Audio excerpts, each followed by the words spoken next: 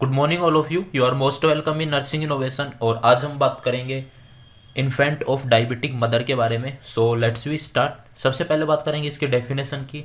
तो डेफिनेशन ये है कि किसी भी मदर को अगर डायबिटीज़ हुआ था प्रेगनेंसी के टाइम पे या प्रेगनेंसी से पहले डायबिटीज़ था और प्रेगनेंसी में भी डायबिटीज़ है, उस मदर के द्वारा जो बेबी को बर्थ दिया जाएगा उस बेबी को हम क्या बोलते हैं? इन्फेंट ऑफ डायबिटिक मदर बोलते हैं। ओके, क्योंकि वो कहाँ से जन्म हुआ है, उसका एक डायबिटीज़ था किसी मदर को, उससे जन्म हुआ है उस बेबी का। ओके, नेक्स्ट बात कर लेते हैं। नेक्स्ट वन है जो ड्यूरिंग प्रेगनेंसी के टाइम पे मदर को गैस्टेशनल डायबिटीज़ हो सकता है। अब वो बात आती है कि डायबिटीज़ कब हुआ है, या तो गैस्टेशनल डायबिटीज़ हो सकता है प्रेगनेंसी के टाइम पे डायबिटीज़ हो जाए, या पहले से डायबिटीज़ चल रहा था और प्रेगनेंसी के अंदर भी कंटिन्यूस है वो डायबिटीज़ उसके अंदर।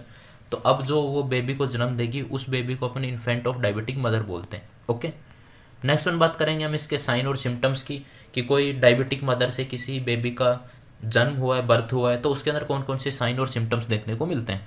तो सबसे पहला जो साइन होगा वो होगा लार्ज साइज, यानी कि मैक्रोसेमिया।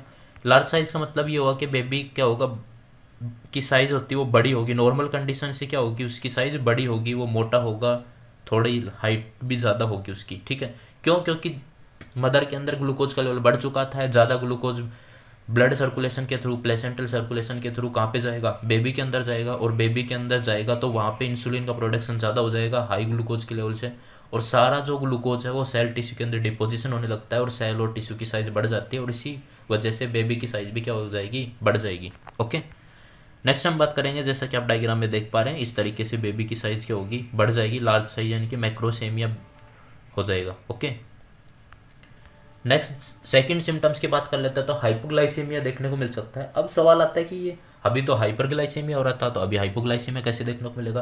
क्योंकि जैसे ही ब्लड के अंदर ग्लूकोज का लेवल ज़्यादा बढ़ गया था बेबी के अंदर, तो इंसुलिन का प्रोडक्शन ज़्यादा हो गया था। अब ज़्यादा इंसुलिन आया, सारे ग्लूकोज को कहाँ शिफ्ट कर दिया? सेल और टिश्यू के अंदर शिफ्ट कर दिया। कंटिन्यूस शिफ्ट होता ही जा रहा है, तो इस वजह से क्या होगा, ब्लड के अंदर ग्लूकोज का लेवल एक टाइम पे क्या हो जाएगा? डिक्रीज हो जाएगा, और इसी वजह से हाइपोग्लाइसेमिया की कंडीशन देखने को मिलती है। ओके, नेक्स्ट सिम्टम्स की बात करें तो लो ब्लड कैल्शियम लेवल हो जाता है। कैल्शियम का लेवल क्या हो जाता है? लो हो जाता है, यानी कि हाइपोकैल्शियमिया देखने को मिल सकता है। क्यों?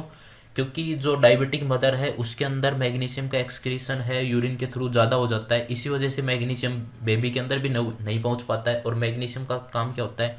पैराथायरॉयड हार्मोन से किसको रिलीज करवाना? कैल्शियम का। ओके, तो इस वजह से बेबी के अंदर क्या होगा? हाइपोकैल्शियमिया की कंडीशन देखने को मिल सकती है। ऑलराइट, नेक्स्ट सिम्टम्स की बात करेंगे। नेक्स्ट सिम्टम हो सकता है पॉलीसिथेमिया, यानी कि आरबीसी के नंबर्स बढ़ जाएंगे, बहुत ज़्यादा नंबर्स में आरबीसी का प्रोडक्शन होने लगेगा। क्यों? क्योंकि फिटस के अंदर हाइपरग्लाइसेमिया और हाइपर इंसुलिमिया की कंडीशन की वजह से क्या हो गया? ऑक्सीजन का कंजप्शन इंक्रीज हो गया, जिसकी वजह से हाइपोक्सिया लीड हुआ, और हाइपोक्सिया लीड होने की वजह से आरबीसी का फॉर्मेशन ज़्यादा स्टार्ट होने लग गया, और पॉलीसिथेमिया की कंडीशन लीड हो जाती है। ओके, नेक्स्ट सिम्टम्स है अपना लो ब्लड आयरन लेवल। अब लो ब्लड आयरन लेवल क्यों हो जाएगा? क्योंकि ज़्यादा आरबीसी बन रही है, और आरबीसी के फॉर्मेशन के लिए किसकी रिक्वायरमेंट होती है? आयरन की। तो सारा आयरन आरबीसी के फॉर्मेशन में लग जाएगा, और ब्लड के अंदर उसका लेवल क्या हो जाएगा? डिक्रीज हो जाएगा। ओके, इरिथ्रोपोइसिस की कंडीशन की वजह से लो ब्लड आयरन लेवल देखने को मिलता है। ऑलराइट, नेक्स्ट सिम्टम्स की बात करेंगे, हाई लेवल ऑफ बिलिरुबिन। अब ज़्यादा बिलिरुबिन का प्रोडक्शन होगा। क्यों? क्योंकि आरबीसी ज़्यादा बनी है, आरबीसी टूटेंगी, तो एंड प्रोडक्ट के रूप में क्या बनता है? बिलिरुबिन ही बनता है, तो वो बिलिरुबिन ज़्यादा बनेगा, इसलिए उसका लेवल क्या हो जाएगा? हाई हो जाएगा ब्लड के अंदर। ओके, नेक्स्ट सिम्टम्स की बात करें तो बर्थ डिफेक्ट देखने को मिल सकते हैं, मोस्टली हार्ट से रिलेटेड, ब्लड वेसल से रिलेटेड, ब्रेन और स्पाइनल कॉर्ड से रिलेटेड बर्थ डिफेक्ट देखने को मिल सकते हैं बेबी के अंदर।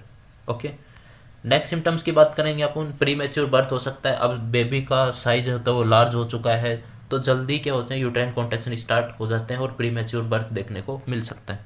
ओके, नेक्स्ट सिम्टम्स की बात करें तो ब्रीथिंग प्रॉब्लम्स हो सकती है, क्योंकि लंग्स हैं वो लेस मैच्योर है, अच्छे तरीके से वहाँ पे लंग्स अफेक्टेड प्रोडक्शन नहीं हो पाया है, लंग्स भी अच्छे तरीके से मैच्योर नहीं हो पाई, इसलिए ब्रीथिंग प्रॉब्लम भी देखने को मिल सकती है। ऑलराइट, नेक्स्ट है एनलार्ज हार्ट। हार्ट का साइज बढ़ सकता है। अब बात करेंगे इसके डायग्नोस्टिक इवोल्यूशन की, कि किस तरीके से पता लगाएंगे कि उस बेबी के अंदर वो बेबी एक डायबिटिक है, मदर से बर्थ हुआ है उसका, यानी कि इन्फेंट ऑफ डायबिटिक मदर है, और उसके अंदर जो सारे सिम्टम्स हैं उनको कैसे इवालुएट करते हैं, किस तरीके से इन्वेस्टिगेट करते हैं, तो उनकी बात कर लेते हैं। तो सबसे पहले हम करेंगे बिफोर बेबी इज़ बोर्न, यानी कि बेबी अभी यूट्रस के अंदर ही है, इंट्रा यूट्राइन लाइफ के अंदर है, तो कैसे पता करेंगे कि उसके अंदर इस टाइप के सिम्टम्स देखने को मिल रहे हैं, कि ये कंडीशन डेवलप हुई है। तो सबसे पहले अल्ट्रासाउंड से अपन बेबी के साइज को डिटेक्ट करते हैं और मैक्रोसीमिया देखने को मिलेंगे अपने को। सेकंड जो डायग्नोसिस है वो लंग मैच्योरिटी टेस्ट करते हैं, इसमें जो एमनियोटिक फ्लूइड का सैंपल लेते हैं और डिटेक्ट करते हैं उसमें लंग सर्फेक्टेंट रेशियो को, यानी कि जो लेसिथिन और स्फिंगोमाइलिन होता है उनके रेशियो को डिटेक्ट करके पता लगाते हैं कि जो लंग सर्फेक्टेंट अच्छी तरीके से बन रहे हैं नहीं बन रहे, लंग्स मैच्योर हो पा रहे हैं नहीं हो पा रहे। ओके, नेक्स्ट वन बात कर लेते हैं आफ्टर बर्थ। अब बेबी का बर्थ हो चुका है, उसके बाद कैसे इवालुएट करेंगे इसके साइन और सिम्टम्स को।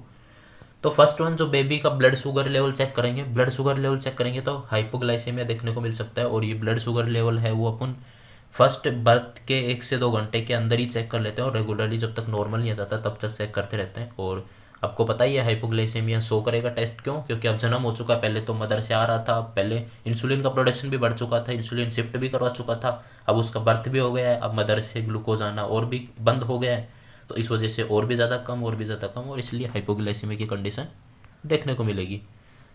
नेक्स्ट जो डायग्नोसिस है बिलिरुबिन लेवल चेक करते हैं, बिलिरुबिन लेवल चेक करते हैं तो बिलिरुबिन का लेवल अगर 5 mg/dl से ज़्यादा मिलता है तो ये इंडिकेट करता है कि बिलिरुबिन का लेवल बहुत ज़्यादा हाई हो चुका है, यानी कि बहुत ज़्यादा आरबीसी का डिस्ट्रक्शन हो रहा है।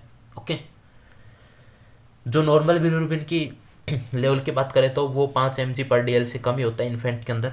ओके, नेक्स्ट है जो डायग्नोसिस है बेबी के साइन चेक करेंगे ट्रबल विद हार्ट और लंग्स, यानी कि चेक करेंगे कि उसके हार्ट और लंग्स के फंक्शन एबनॉर्मल तो नहीं हो चुके, इसके लिए अपन चेक करते हैं।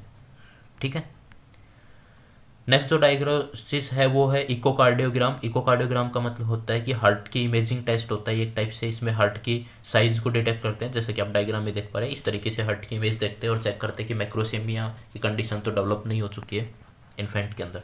ऑलराइट, अब सवाल आता है कि अब ये ऐसा इन्फेंट है जिसका बर्थ हुआ है डायबिटिक मदर से, तो उसका ट्रीटमेंट अपन क्या करने वाले हैं। तो अपन ने साइन सिम्टम देख लिए, कौन कौन से सिम्टम्स देखने वाले, उसी हिसाब से ट्रीटमेंट करेंगे। तो मेन जो बेसिक साइन क्या होता है, हाइपोग्लाइसेमिया देखने को मिलता है, तो जल्दी से जल्दी बर्थ के बाद फीडिंग स्टार्ट कर देनी है। माइल्ड शुगर, अगर लो शुगर लेवल है तो उस केस में जल्दी से जल्दी ब्रेस्ट फीडिंग करवानी है। अगर शुगर लेवल बहुत ज़्यादा कम हो चुका है तो ब्रेस्ट फीडिंग के साथ साथ अपन क्या करते हैं, फॉर्मूला फीडिंग भी देते हैं 8 से 24 घंटे के लिए। ओके, अगर ब्लड शुगर बहुत ज़्यादा लो है तो। नेक्स्ट वन बात कर लेते हैं, अगर और भी ज़्यादा लो है, ब्रेस्ट फीडिंग फॉर्मूला फीडिंग देने के बाद भी ब्लड शुगर लेवल बढ़ नहीं रहा है, ग्लूकोज का लेवल इंक्रीज नहीं हो पा रहा है, नॉर्मल कंडीशन में नहीं आ पा रहा है, तो हम ग्लूकोज कंटेनिंग या शुगर कंटेनिंग फ्लूइड देते हैं, जैसे कि डीएनएस। ओके, नेक्स्ट आता है अब सीवियर केस हो चुका है, बहुत ही ज़्यादा सीवियर हो गए, नॉर्मल अमाउंट में अपन ने बाहर से ग्लूकोज कंटेनिंग फ्लूइड भी दे दिया तब भी ट्रीट नहीं हो रहा है, तो फिर अपन अम्बलाइकल वेन के थ्रू लार्ज अमाउंट में ग्लूकोज कंटेनिंग फ्लूइड एडमिनिस्टर करते हैं, वो भी बहुत दिनों तक करते ही रहते हैं जब तक कि वो नॉर्मल अमाउंट लेवल में ना आ जाए। ऑक्सीजन थेरेपी देते हैं क्योंकि हाइपोक्सिया की कंडीशन देखने को मिल रही थी। ओके, अब बात कर लेते हैं इसके प्रिवेंशन की, कि इसका प्रिवेंशन क्या हो सकता है कि किसी बेबी के अंदर ये सिम्टम्स आए ना। अगर किसी भी मदर को डायबिटीज़ है तो बेबी के अंदर ये कंडीशन डेवलप ना हो। ओके, तो इसका सिर्फ एक ही प्रिवेंशन है कि जब प्रेगनेंसी के अंदर ग्लूकोज के लेवल को कंट्रोल करके रखना है, जो डायबिटीज़ है उसको कंट्रोल करके रखना है। ओके, सो ये था आज का अपना टॉपिक। चलो फिर मिलते हैं नेक्स्ट टॉपिक में, तब तक के लिए wish you very all the best and thanks for watching.